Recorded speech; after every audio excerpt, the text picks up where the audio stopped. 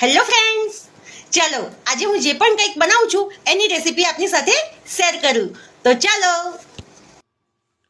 2 વાટકી પૌવા લઈ લીધા છે હું, એ જાડા પૌવા, અને એમાં હું 2 ગ્લાસ પાણી એડ કરી લીધું છે.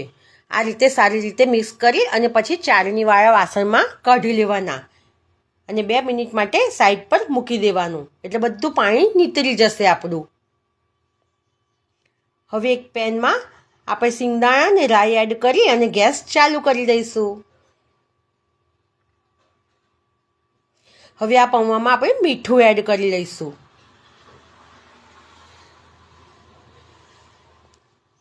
આ બાજુ સિંગદાણા અને રાઈ તતરી ગયા છે, એટલે એમાં સિંગ તેલ 2 ચમચા એડ કરી લઈશું.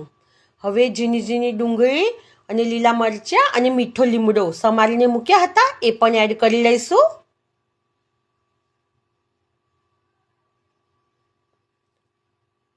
આ બાજુ લીંબુનો રસ હું એ કાઢીને મૂક્યો હતો, એ પૌવામાં એડ કરી લઈશું આપણે.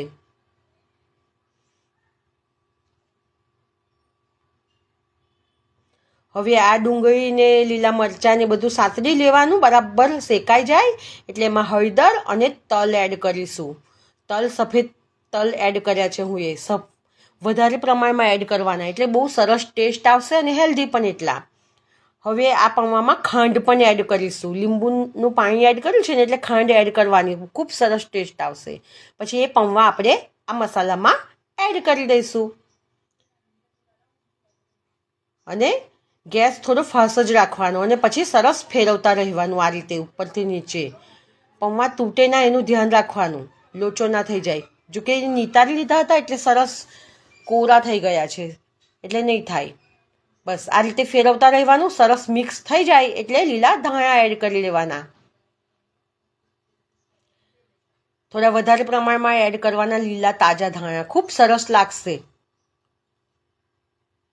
પછી એક પ્લેટમાં કાઢી લેવાનો. નાસ્તો તૈયાર. ગેસ બંધ કરી દેવાનો અને એક પ્લેટમાં કાઢી લેવાનું.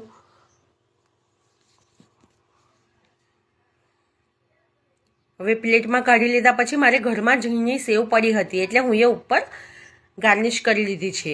એનાથી ટેસ્ટી પણ લાગશે અને દેખાવમાં પણ ખૂબ જ સરસ લાગશે. જોઈને જ ખાવાનું મન થઈ જાય એવા સરસ પૌવા આપણા દેખાવમાં પણ લાગશે. એકદમ ટેસ્ટી પૌવા તૈયાર છે આપણા. ચાની સાથે તો કંઈ ઓર જ મજા આવી જાય.